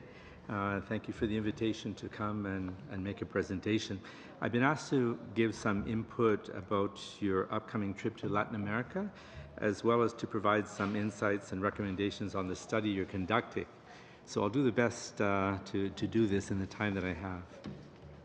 Let me say at the outset that we're delighted that you're going to Colombia and Guatemala this summer to learn firsthand about the very real challenges facing both countries and the aspirations of their citizens for a better future. Interpares has worked with counterparts in both countries since the 1980s, and we'd be more than pleased to provide you with a detailed briefing and to facilitate meetings with local civil society contacts in each country. There are a lot of positive things to say about what's happening in both Guatemala and Colombia right now. Mr. Daudlin mentioned a number of them. In Guatemala, as I mentioned to you in April, there have been important advances in the struggle against impunity this year. I'm referring especially to the Sepursarco case, in which a group of Maya Kekchi women made history this February in the first criminal trial for sexual violence during Guatemala's armed conflict, and the first ever case of sexual slavery to be heard in a national court. In Colombia, for the very first time in many years, there's real hope that peace accords will soon be signed that will bring an end to the country's 60-year-old armed conflict. But in both countries, conflicts are still raging. In Guatemala, we're seeing a remilitarization of citizen security, including declarations of states of emergency, judicial persecution of community leaders, and once again the establishment of military bases on territories of indigenous communities where there are existing land disputes. This is happening to support large-scale resource development projects, in particular mining and hydroelectric dams. femicide remains a leading cause of death for women in Guatemala. And in Colombia, as I speak, there are over 70,000 people, mainly indigenous, Afro-Colombian, and campesinos, that are taking part in mass mobilizations in 80 communities across the country, expressing their opposition to the Colombian government's development model, in particular its impact on marginalized communities and their access to land and food security. Interpares has received disturbing reports of indiscriminate and excessive force being used by the state security forces against protesters. Last night in a phone call, I was told that to date 3 indigenous protesters have been killed and over 100 have been wounded and close to 200 have been arrested. As Colombia moves closer towards a peace accord, there has also been an alarming increase in attacks against human rights defenders and members of political opposition parties, most notably the Marcha Patriótica. For our partners in Guatemala and Colombia, your visit is extremely important and timely, and it goes without saying that we hope that you'll make adequate time in your agenda to have meaningful engagement with a broad range of civil society representatives in both countries. This will enable you to hear directly and from the ground up from the issues of concern, and to learn firsthand about the impact of Canada's actions in the region, both positive and negative, in promoting human rights and democratic development. Related to this, and before I speak to the theme of the committee's study, I'd like to bring an urgent matter to your attention. 2 weeks ago, the President of the Inter-American Commission on Human Rights issued a clarion call to the member states of the Organization of American States, stating that the Commission is facing the worst financial crisis in its history, and that unless member states come through with funding commitments by June 15th, 6 days from today, the Commission will be forced to lay off almost half of its staff, cancel its next 2 sessions, and suspend upcoming country visits. The Inter-American Commission is the preeminent human rights body in the Americas, and Canada has been one of its strongest supporters. But unfortunately, that commitment seems to have collapsed. Between 2011 and 2015, our financial support dropped from $600,000 to $75,000, and nothing has been committed for 2016. Last week, the Americas Policy Group, a coalition of which Interpares is a member, sent an urgent letter to Minister Dion calling on the Canadian government to show leadership in providing support this year and ensuring stable funding in future years to ensure that the Commission can undertake its important work. More than 300 prominent civil society organizations in 18 countries in the Americas have likewise signed an SOS in defense of the Commission. So we call on all members of this committee to urgently take up this issue, as we cannot afford to lose this important regional mechanism. Turning to the issue of focus countries, this is an important theme with huge implications for organizations in our sector, given the high concentration of Canada's aid budget to a small number of countries and sectors. At Interpares, we've never based our programming on lists of focus countries or sectors developed in Ottawa. Rather, our program is developed based on long-standing relationships with civil society counterparts in Canada and in the Global South. For us, the most effective accompaniment we can provide is to support our partners' solutions and not impose our own. We concur with the analysis and recommendations of the Canadian Council for International Cooperation, and would like to highlight 6 recommendations of our own. The first one, if Canada maintains an approach of focus countries, then there must be transparency in the selection of criteria, and it should be based on reducing poverty and inequality. We all know that situations can change overnight. Countries that seem stable can suddenly become fragile states, or levels of inequality or poverty can grow very rapidly. We need to be flexible and responsive to meet the changing but real needs and realities on the ground. Recommendation number 2 is that there should be a greater percentage of funding available for non-focus countries. Thirdly, the funding landscape has changed over the last years, as has the relationship between Canadian NGOs and the successors of CEDA. Increasingly, aid is projectized, and NGOs are treated as service providers or contractors and not as long-standing partners in development. So our recommendation 3 is crucial that the Canadian government reinstate its ability to provide long-term, predictable, and flexible core funding that allows Canadian civil society to build relationships with local civil society and respond to the opportunities, challenges, and needs as they arise. Our experience is that this long-term approach has provided the stability that's necessary to develop innovative and even groundbreaking programming. And at times it involves taking risks. I spoke to you earlier about the Sipur-Sarko case in which our partners provided holistic accompaniment to the women plaintiffs for over a decade. To give you another example, in the late 1980s and early 1990s, Into Paris developed programming in Colombia that focused on the situation of internally displaced persons, or IDPs. In those years, the Colombian government was denying the existence of IDPs, claiming instead it was just a case of normal migration patterns. The Europeans were reluctant to support this work for a variety of reasons, and in fact, while the term refugee has an authoritative definition under the 1951 Refugee Convention, there was no legal definition of internally displaced persons. The support we received from the partnership branch of CEDA enabled us to engage on this theme in an agile way and gain valuable experience, which helped inform Canadian government policy. Not only did this help place the situation of IDPs on the map domestically, but it contributed significantly to the development of the UN Guiding Principles on internal displacement, which today is the key international framework for work with internally displaced persons throughout the world. Fourthly, too often in conflict or post-conflict scenarios, aid becomes entirely focused on strengthening the state. Supporting democratic states is very important, but it must include a balanced approach, ensuring a state is responsible to its people and empowering all people to hold the governments to account. Our recommendation 4 is that Canada needs to invest in local civil society, especially civil society grounded in work with Indigenous, oppressed, or excluded communities and populations. My 5th point is around the promotion of women's rights. We've seen a shift in the past years away from supporting the broad range of women's rights and instead focusing narrowly on supporting women as mothers.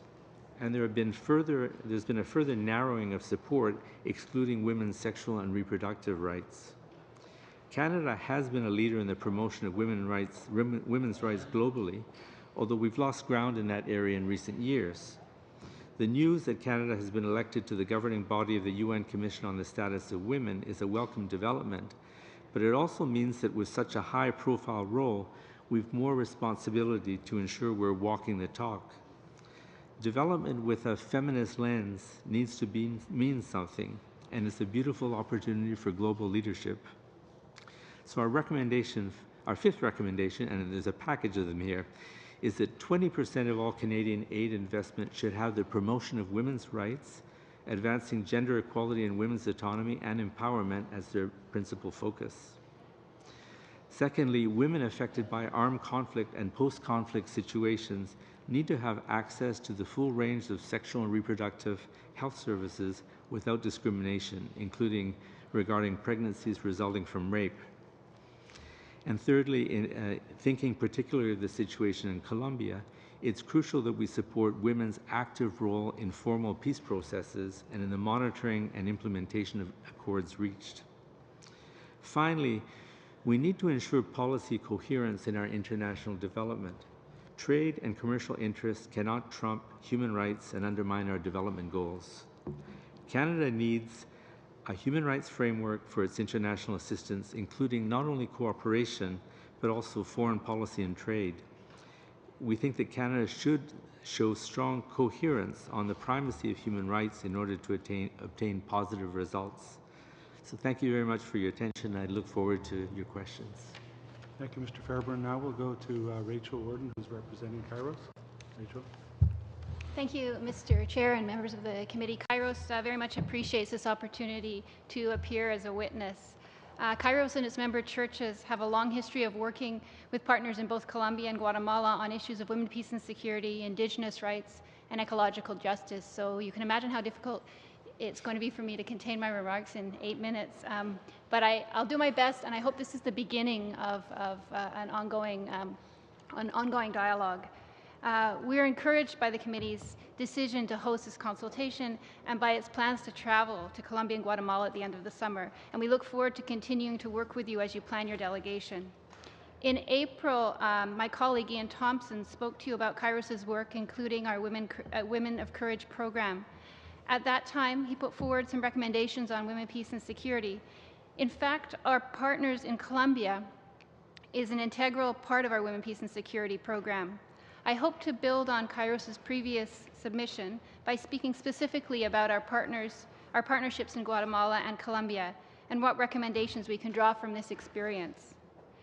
As Latin America Partnerships Coordinator and Gender Justice Program Coordinator at Kairos, I've had the privilege of working with civil society organizations in Colombia, particularly women's organizations, over the last 15 years. Today I want to focus on one partner, the Organización Femenina Popular, the Popular Feminist Organization, which is a grassroots women organization that has worked for 44 years in the region of Magdalena Medio.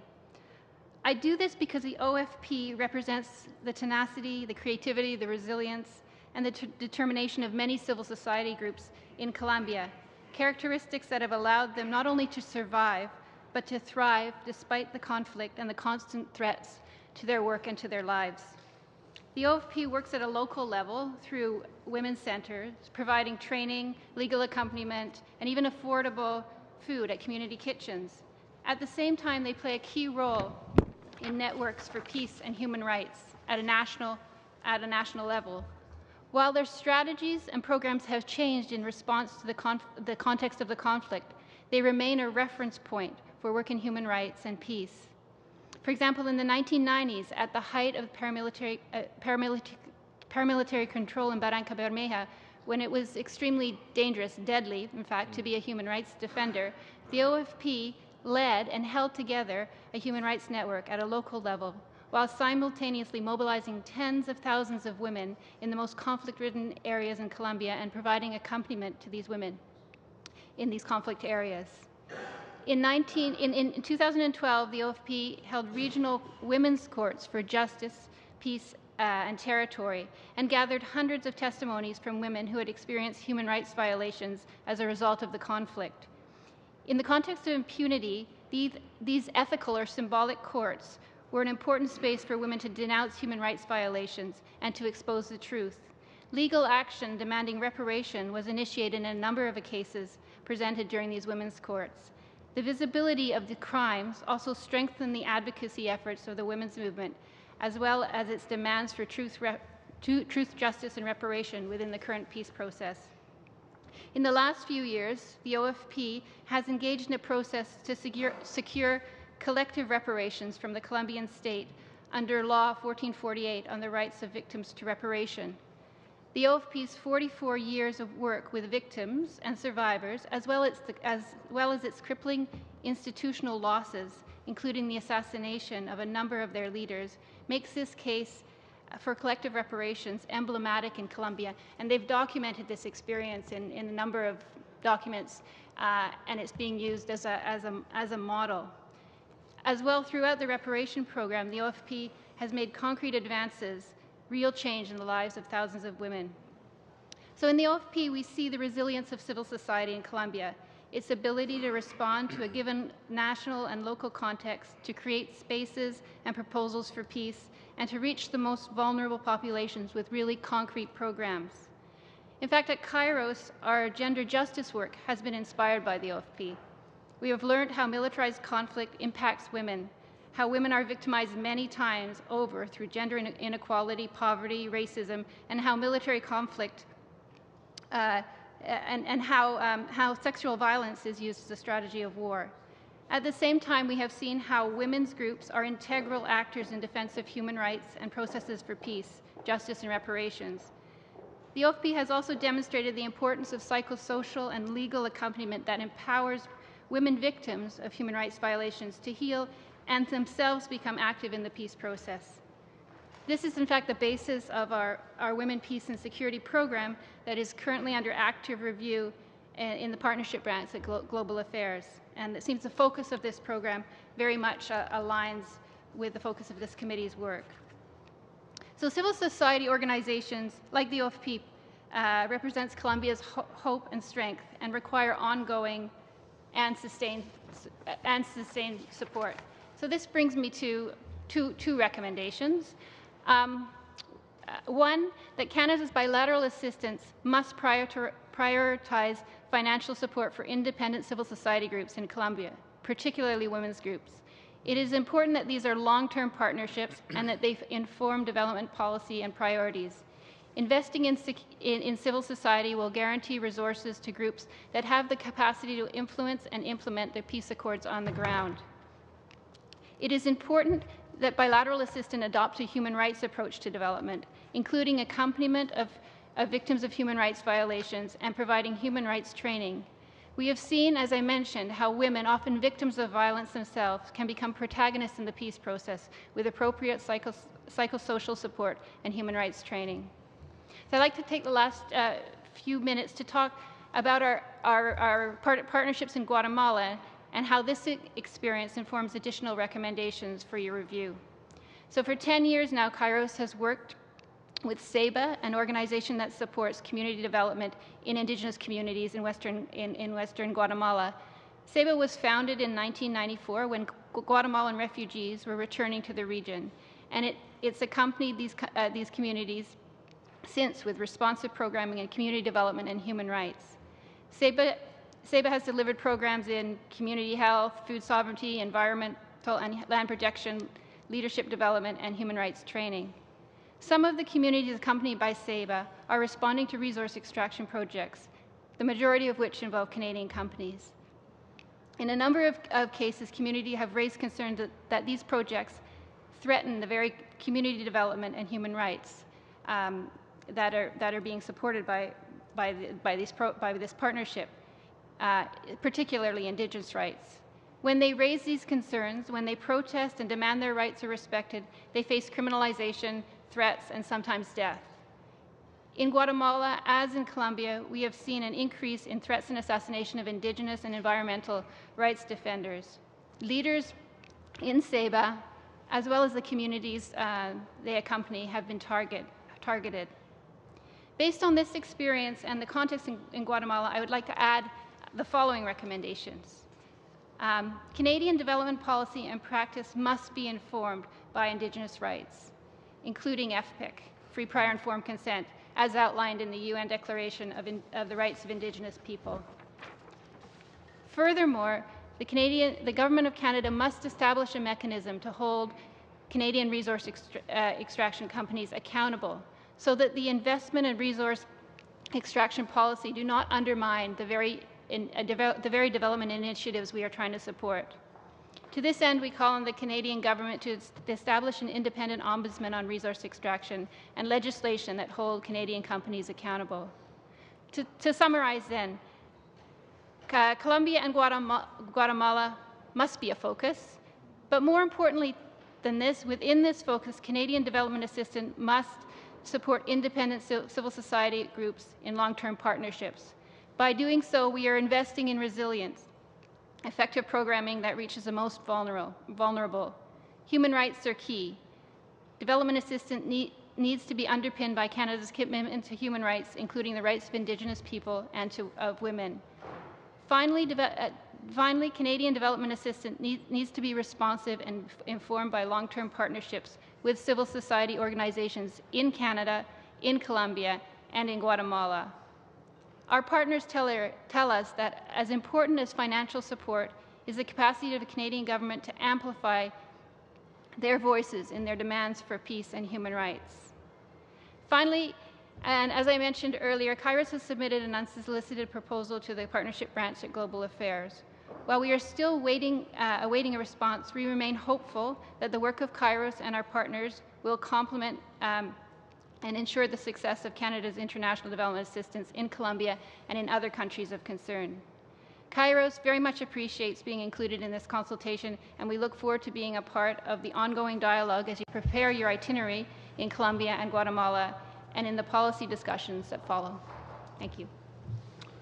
Thank you very much to all our presenters this afternoon. In the short time that we have, we'll have protracted questions for a round at least. We'll give it a try. So I want to start with Mr. Ellison. Thank you very much, Mr. Chair, and thank you to our witnesses for being here today. And my questions are along the lines of our country of focus. We've had a number of individuals in here talking about maybe it should be thematic, maybe we should, it could be more countries, maybe less countries. But I want to talk specifically to you, Mr. Greensberg, about your experience in Colombia. And just a thought process that you have, why Colombia? Tell us a bit about your experience in terms of what you've been doing there. Thank you. I learned so much listening to the other witnesses. Our first experience in Colombia was one of the first experiences we had in the field.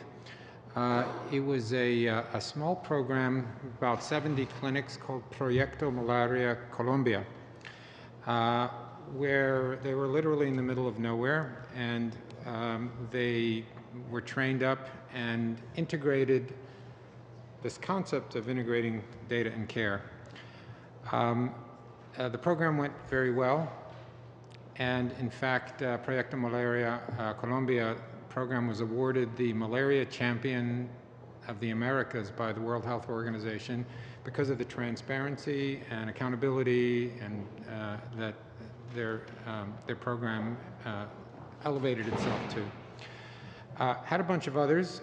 The one that comes to mind next is the current program, and actually some of our folks have spoken with the Chief of Staff of President Santos about it, and President Santos has spoken, I think, in Norway on the Dispersed Populations Program, where currently there are, I think, 12, 13 million people who don't live in towns and cities, who basically get very minimal, if any, health care at all. And the idea is to arm minimally trained health workers with technology so that those 12, 13 million people can receive care. And we've been working with that group for about a year now and awaiting the outcome. But should that work, it will be in multiple departments in Colombia, across the country. And I think it would be a tremendous opportunity to demonstrate how minimally trained health workers can, in an accountable way, deliver care to lots of people who haven't received it. And all of this is part of his post-FARC restoration program, and which he's talked about. Okay, second question I have, just in terms of, because you've worked, some of the places you mentioned are countries of focus that we have. Some aren't, maybe some are partner countries, etc. Just your thoughts in terms of healthcare and sustainability, because we talk a lot about what happens in countries, and if they don't have proper health care, whatever the case is, it's tough in terms of employment and some of the other things. The other witnesses will mention, a whole other series of issues that we have to deal with in terms of women and women's rights, etc. Any thoughts on, sort of this idea of sustainability as it relates to countries in the long term and health care? I hope this is an answer to your question. The Economist a number of years ago had this cover where they called Africa a basket case. It was like, as bad as Africa is, it's now worse. And that was because they had a double-digit % of HIV. And you read that and you just thought, well, this is hopeless. And then more recently, The Economist had a cover where they called it Africa Rising and cited that 6 out of the 10 top growing economies for the past decade are African countries.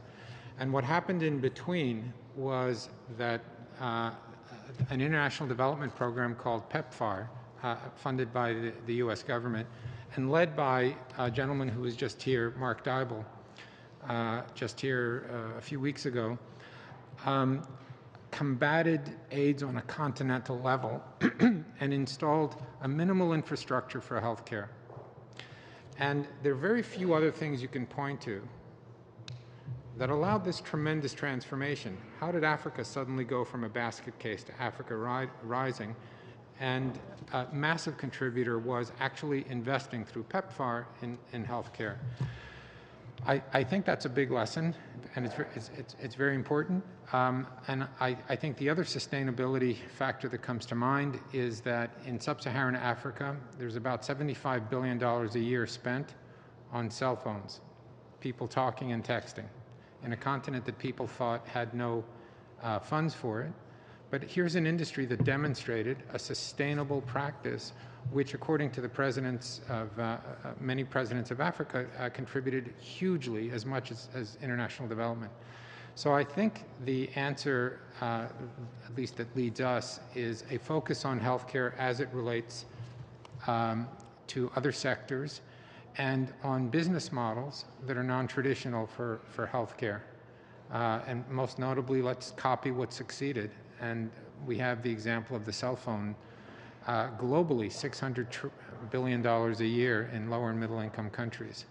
So I think that demonstrates there is a pathway to sustainability to healthcare. Thank you very much, Mr. Allison. Now go to Mr. Sidhu, please. And we'll try and keep the questions and answers short. Thank you. Thank you, Mr. Chairman. Thank you for appearing in front of the committee again. Welcome. Mr. Greenberg, you touched on the FAAE mobile diagnostic devices and cloud information services was able to earn the top 2013 position in Malaria Championship of America. So now the question comes, with FAAE's past involvement in Colombia, I was wondering what their next steps are to develop healthcare system for Colombian women that have been victim of violence in the country. So that's why we focused all of our resources on this dispersed population program, because that will be the first step to getting any kind of healthcare technology that's trackable. So you actually know what happens to these people, women, children, and men, who otherwise have no access at all. Once a technology is touching the dispersed populations and recording, you are now in a position to add benefits to that. Right now, there's basically no roads to those places. And I think this kind of mobile health technology, which wasn't possible a decade ago, opens up the roads, so to speak, to those populations you're talking about. In the rural areas? In the rural areas, but also in the towns. We're deployed as well. Yeah, even in a lot of the towns, there is very poor access. And the way these technologies in general work, mobile health, is that they're apps. So there's an app we have for maternal and child health, or an app for sexually transmitted infections, and apps for other kinds of areas of healthcare. And in time, as other companies develop their apps, all of it can be downloaded via the cell network, which already exists there. So we're actually leveraging existing infrastructure in order then to reach these populations with new benefits, not just ours, but anybody's. We welcome hosting any apps on our system. Thank you, Mr. Chairman. I'll keep the time. Thank you very much.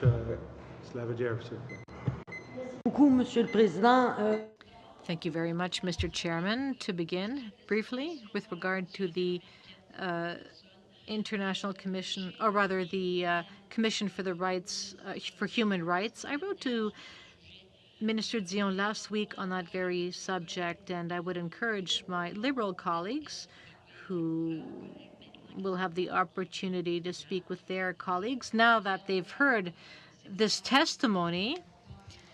It's an important institution. Canada traditionally supported these countries, but in recent years, under another government, this support disappeared. Thank you to all of our witnesses for your presentation. Since we don't have a lot of time, I have one small question, after which I will have to leave. The or rather human rights advocates who are often attacked in Colombia. How can we protect those who try to advocate for human rights? Perhaps Mr. Fairburn and Ms. Warden can answer that question. Thank you very much for your question. Yeah, I've been traveling to Colombia since 1989, and I'd have to say that I've never met as courageous men and women as Colombians, and I'm thinking in particular human rights defenders. I was in contact with the Canadian ambassador to Colombia last night, who was on a trip today to Villavicencio, and I sent her an article that I wrote 20 years ago about the murder of a friend of mine who was the director of the human rights organization that she's visiting today. So in Colombia, because of the relentless attack against human rights defenders, the government has received funding to create an apparatus, a state apparatus, to protect human rights defenders.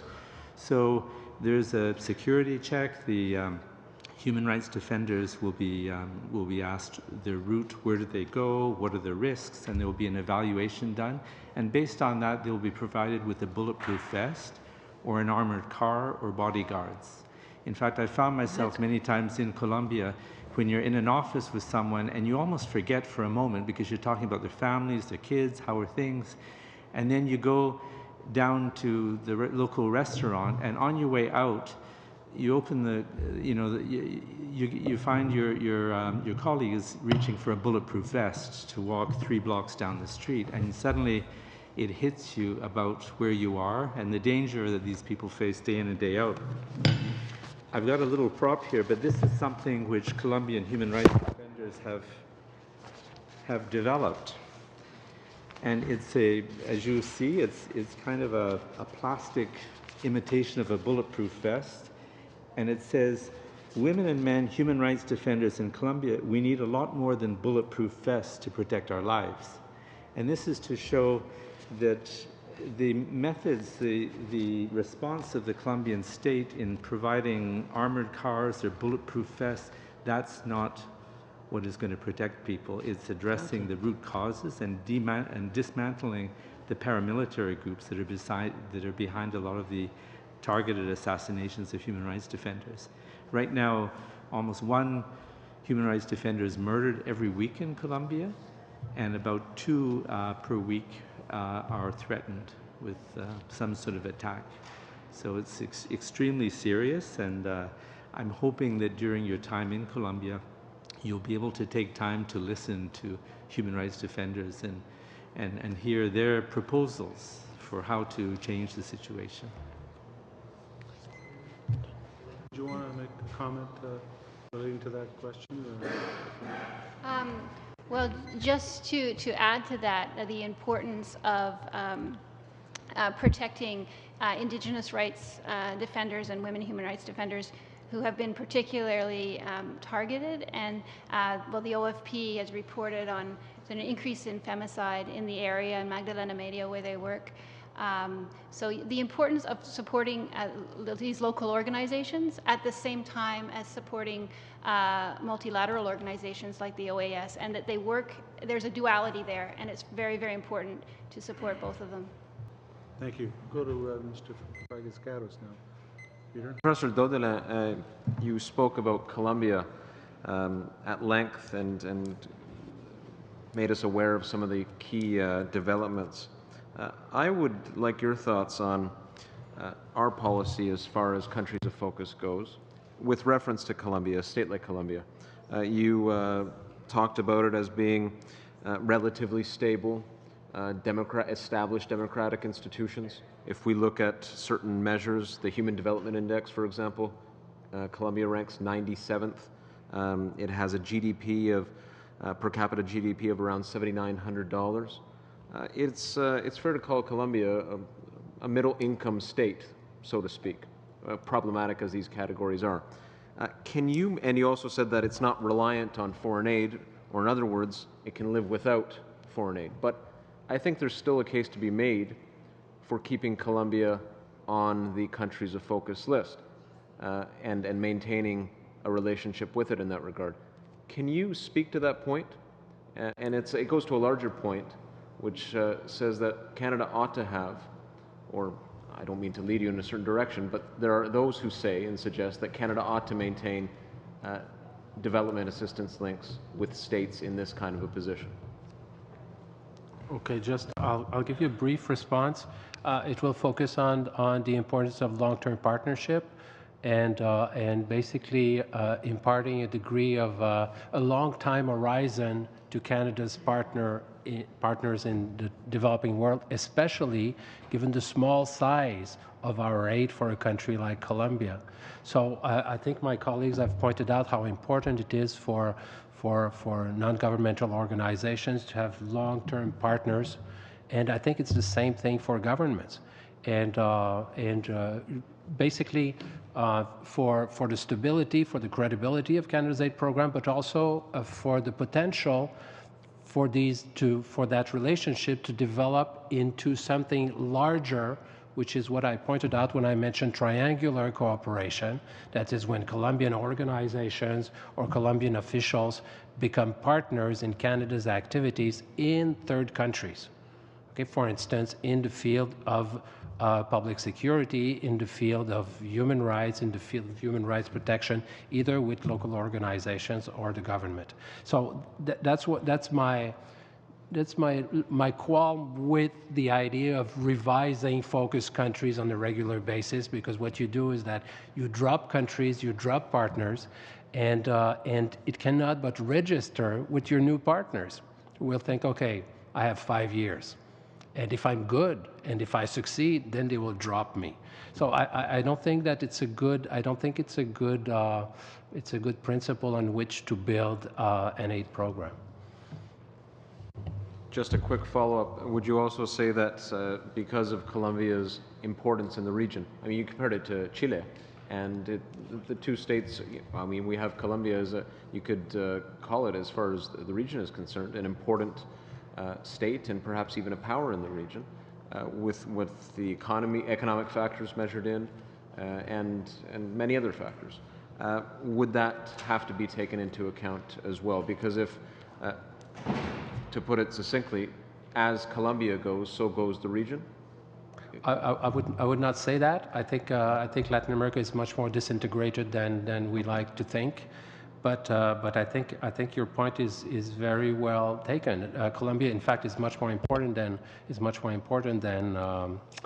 Chile, and Canada's discovery of Colombia, which took place under the previous government, at least at the government level, which was not the case before because NGOs were present, was a very positive development in our engagement with the region. But again, if it's just short term, we lose credibility. Thank you very much, colleagues. Very much appreciate your time and your patience. And to all four of you, thank you. I know it's difficult when there are four very good witnesses and never enough time.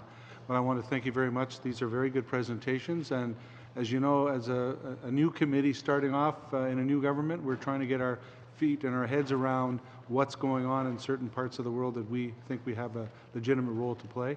And I think you've made a difference in giving us that kind of information. So thank you, and I'm sure we'll see each other many times again. So colleagues, this meeting is adjourned. See you next week.